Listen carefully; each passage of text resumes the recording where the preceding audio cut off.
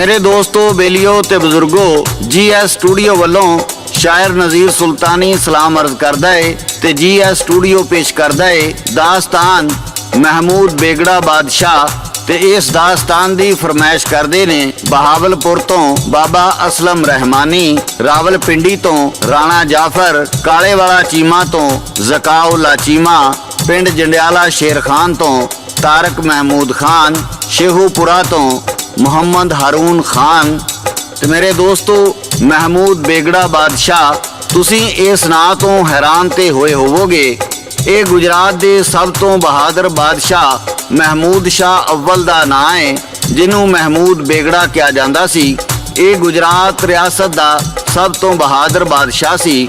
1296 नूं अलाउद्दीन खलजी ने गुजरात दी सल्तनत नूं जित के दिल्ली सल्तनत नाल रला दिता सी। उस तो 90-95 साल तक ये रियासत दिल्ली सल्तनत नाल ही रही। जदों 1391 विच दिल्ली सल्तनत कमज़ोर हो गई ते जफर खान ने गुजरात सल्तनत आज़ाद होने का ऐलान कर दिता। पौने 200 साल तक ये ताकतवर सल्तनत बन के रही जिन्हों 1572 विच मुगल बादशाह जलालुद्दीन अकबर ने फतह करके ख़त्म कर दिता।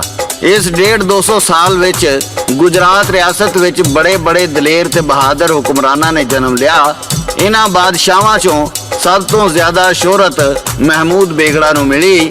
महमूद बेगड़ा बहादरी या अकलमंदी की वजह तो मशहूर नहीं सी, बल्कि महमूद बेगड़ा अपनी एक ऐसी आदत की वजह तो मशहूर सी जिहदे ते कोई भी आदमी यकीन नहीं करेगा।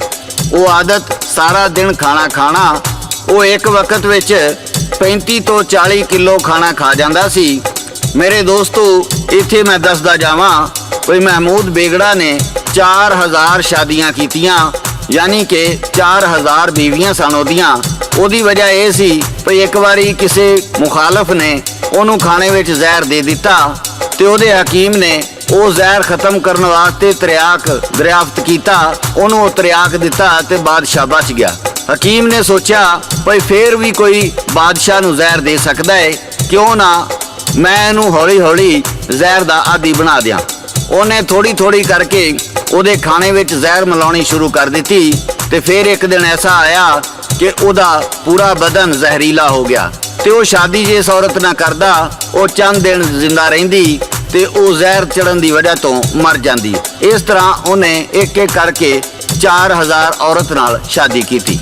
मेरे दोस्तों ये दास्तान तुहानू गा के सुनाणगे लोक दास्ताना दे बादशाह सादक पट्टी बागमोड़ वाले।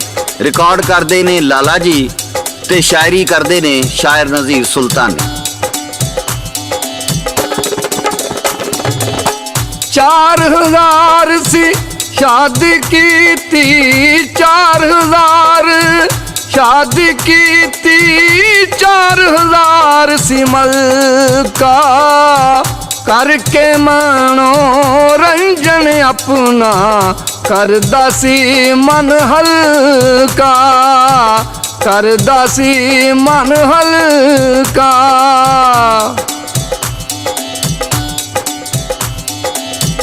इन्नियां बीवियां होवन यारो, इन्नियां बीवियां होवन यारो, नहीं मनन बिच आंदी फिर भी ओदी रिआया यारो, ओदे गीत सी गांदी, ओदे गीत सी गांदी।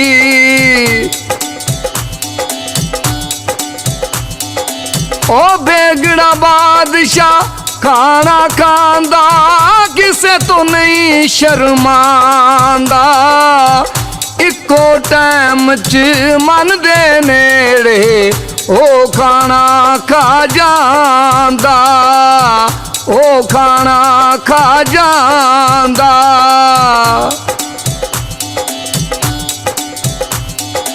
ओ इन्ना खाना दसो यारो जिन दियो नहीं खांदा, खाना खा के सुस्त नहीं होंदा, जंग लड़न भी जांदा, जंग लड़न भी जांदा।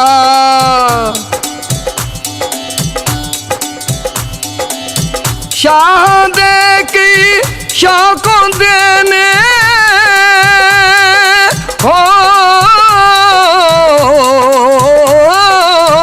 ਸ਼ਾਹ ਦੇ ਕਈ ਸ਼ੌਕ ਹੁੰਦੇ ਨੇ ਕੋਈ ਰਕਸ ਕਰਾਵੇ ਕੋਈ ਸ਼ਰਾਬ ਦਾ ਨਸ਼ਾ ਕਰਦਾ ਪੀ ਸ਼ਰਾਬਾਂ ਜੀਵੇ ਪੀ ਸ਼ਰਾਬਾਂ ਜੀਵੇ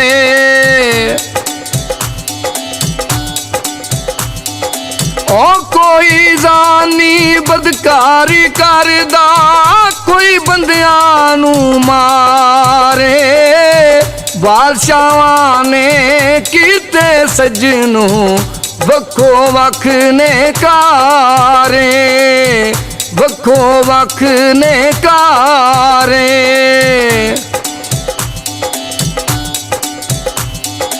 ओ बेगड़े दा बस शौक सिखाना खाखा मोटा होया लगदा सी ओदा ढिड नहीं सजनू हैसी डूंगा टोया हैसी डूंगा टोया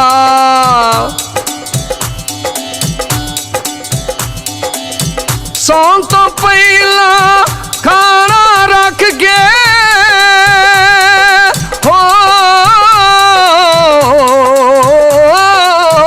सौन तो पहला खाना रख के उस राणे सौंदा अद्धी राती मार के वाजा नौकरियों बुलांदा नौकरियों बुलांदा ओ जिन्ना मर्जी खाना खांदा फिर कमी रह जांदी ओदी गोली ओदे लई जी होर खाना ले आंदी होर खाना ले आंदी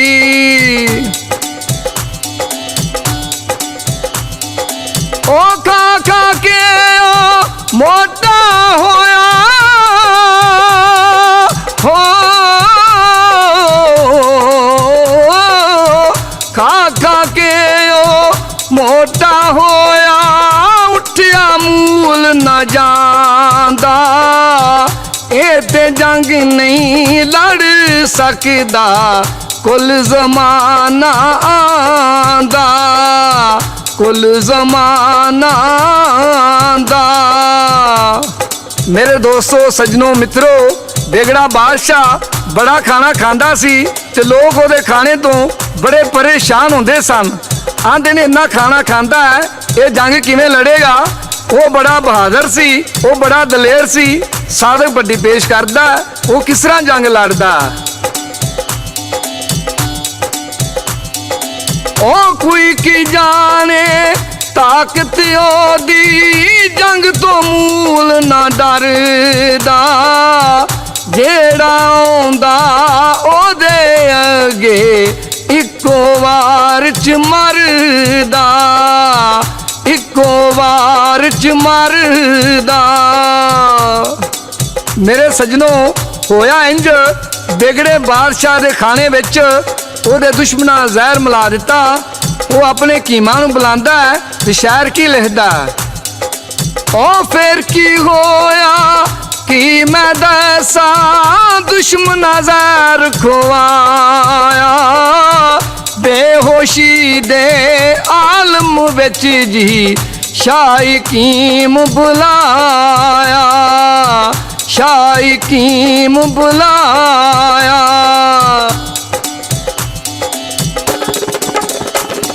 मेरे दोस्तों महमूद बेगड़ा दा बचिया होया खाना एहतियात नाल जाया कर दिता जांदा तां जे कोई जानदार खा के मर ना जावे ओदे कपड़े भी एक वारी जेड़े पाउंदा दूजी वारी साड़ दिते जांदे सन तां जे कपड़ियां दा जहर किसे भी हथ नाल ना लगे कोई भी बेमौत ना मारिया जाए जहर खा खा के ओदी की हालत हो गई सी ये तुहानू लोक दास्ताना दे बादशाह सादक पट्टी गा के सुनाणगे ते लिखदे ने शायर नज़ीर सुल्तानी।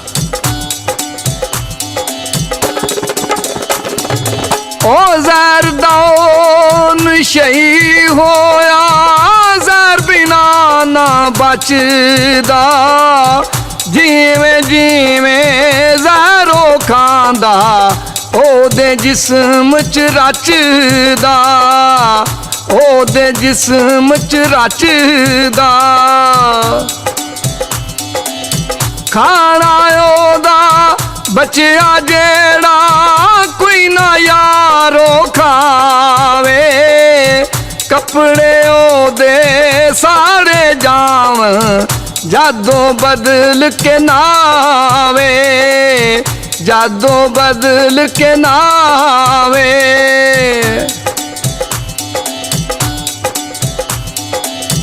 ਹੋਇਆ ਬਾਦਸ਼ਾਹ ਜ਼ਹਿਰ ਲੂਦਾ,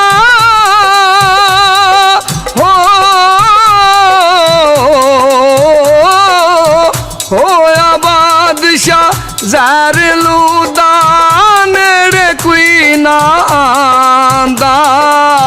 ਇੱਕ ਵਾਰੀ ਉਹ ਕੱਪੜੇ ਲਾ ਕੇ ਦੂਜੀ ਵਾਰ ਨਾ ਪਾਂਦਾ, ਦੂਜੀ ਵਾਰ ਨਾ ਪਾਂਦਾ।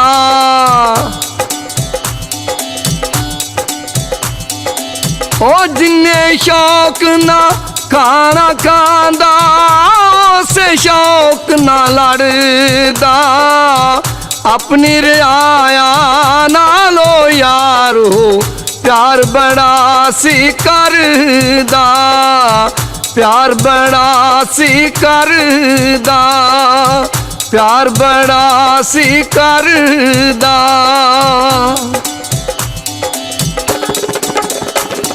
ਮੇਰੇ ਦੋਸਤੋ, ਗੁਜਰਾਤ ਰਿਆਸਤ ਦੀ ਤਾਰੀਖ ਵਿੱਚ ਸਭ ਤੋਂ ਜ਼ਿਆਦਾ ਅਰਸਾ ਹਕੂਮਤ ਕਰਨ ਵਾਲਾ ਇਹ ਇਕੱਲਾ ਹੀ ਬਾਦਸ਼ਾਹ ਸੀ। ਉਹ ਇਸ ਵਾਸਤੇ ਭਈ ਮਹਿਮੂਦ ਬੇਗੜਾ ਬਹੁਤ ਛੋਟਾ ਸੀ ਜਦੋਂ ਇਹ ਗੁਜਰਾਤ ਰਿਆਸਤ ਦਾ ਬਾਦਸ਼ਾਹ ਬਣ ਗਿਆ। ਬਚਪਨ ਦੇ ਬਾਵਜੂਦ ਮਹਿਮੂਦ ਬੇਗੜਾ ਨੇ ਸਲਤਨਤ ਦੇ ਨਿਜ਼ਾਮ ਨੂੰ ਬੜੀ ਚੰਗੀ ਤਰ੍ਹਾਂ ਸੰਭਾਲਿਆ। ਪੁਰਤਗਾਲ ਦਾ ਰਹਿਣ ਵਾਲਾ ਵਾਸਕੋ ਡੇ ਗਾਮਾ ਵੀ ਇਹਦੇ ਦੌਰ ਵਿੱਚ ਹੀ ਆਇਆ ਸੀ ਤੇ ਉਹਨੇ ਆਉਂਦਿਆਂ ਹੀ ਹਿੰਦੁਸਤਾਨ ਵਿੱਚ ਤਬਾਹੀ ਮਚਾਉਣੀ ਸ਼ੁਰੂ ਕਰ ਦਿੱਤੀ ਸੀ ਤੇ ਮਹਿਮੂਦ ਬੇਗੜਾ ਨੇ ਬੜੀ ਬਹਾਦਰੀ ਨਾਲ ਉਹਦਾ ਮੁਕਾਬਲਾ ਕੀਤਾ ਤੇ ਉਹਨੂੰ ਆਪਣੀ ਰਿਆਸਤ ਵਿੱਚ ਵੜਨ ਨਾ ਦਿੱਤਾ। ਹਜ ਤੇ ਜਾਣ ਵਾਲੇ ਜਹਾਜ਼ਾਂ ਨੂੰ ਵੀ ਕਈ ਵਾਰੀ ਉਹਨਾਂ ਦੇ ਹਮਲਿਆਂ ਤੋਂ ਬਚਾਇਆ। ਮਹਿਮੂਦ ਬੇਗੜਾ ਨੇ ਪੁਰਤਗਾਲੀਆਂ ਨੂੰ ਹਿੰਦੁਸਤਾਨ ਵਿੱਚੋਂ ਕੱਢਣ ਵਾਸਤੇ ਸਲਤਨਤ-ਏ ਉਸਮਾਨੀਆ ਤੇ ਮਿਸਰ ਦੇ ਹੁਕਮਰਾਨਾਂ ਕੋਲੋਂ ਵੀ ਮਦਦ ਲਈ। ਪੁਰਤਗਾਲੀਆਂ ਦੇ ਖਿਲਾਫ ਆਪਣੀ ਜ਼ਿੰਦਗੀ ਦੇ ਆਖਰੀ ਸਾਹ ਤੱਕ ਜੰਗ ਜਾਰੀ ਰੱਖੀ। ਆਖਰਕਾਰ ਇਸ ਬਹਾਦਰ ਹੁਕਮਰਾਨ ਦਾ 65 ਸਾਲ ਦੀ ਉਮਰ ਵਿੱਚ 1511 ਨੂੰ ਇੰਤਕਾਲ ਹੋ ਗਿਆ। ਇਹਦੀ ਕਬਰ ਅੱਜ ਵੀ ਗੁਜਰਾਤ ਦੇ ਸ਼ਹਿਰ ਅਹਿਮਦਾਬਾਦ ਵਿੱਚ ਮੌਜੂਦ ਹੈ। ਮੇਰੇ ਦੋਸਤੋ, ਇਹ ਸੀ ਸਾਡੀ ਅੱਜ ਦੀ ਕਹਾਣੀ। ਤੁਹਾਨੂੰ ਕਿਵੇਂ ਦੀ ਲੱਗੀ ਆਪਣੇ ਕਮੈਂਟਸ ਵਿੱਚ ਜ਼ਰੂਰ ਦੱਸਣਾ ਤੇ ਇਹਦੇ ਨਾਲ ਹੀ GS ਸਟੂਡੀਓ ਵੱਲੋਂ ਸਾਦਕ ਭੱਟੀ, ਲਾਲਾ ਜੀ ਤੇ ਸ਼ਾਇਰ ਨਜ਼ੀਰ ਸੁਲਤਾਨੀ ਨੂੰ ਇਜਾਜ਼ਤ ਦਿਓ। ਅਸੀਂ ਕਿਸੇ ਨਵੀਂ ਦਾਸਤਾਨ ਨਾਲ ਦੁਬਾਰਾ ਹਾਜ਼ਰ ਹੋਵਾਂਗੇ। ਉਦੋਂ ਤੱਕ ਰੱਬ ਰੱਖ।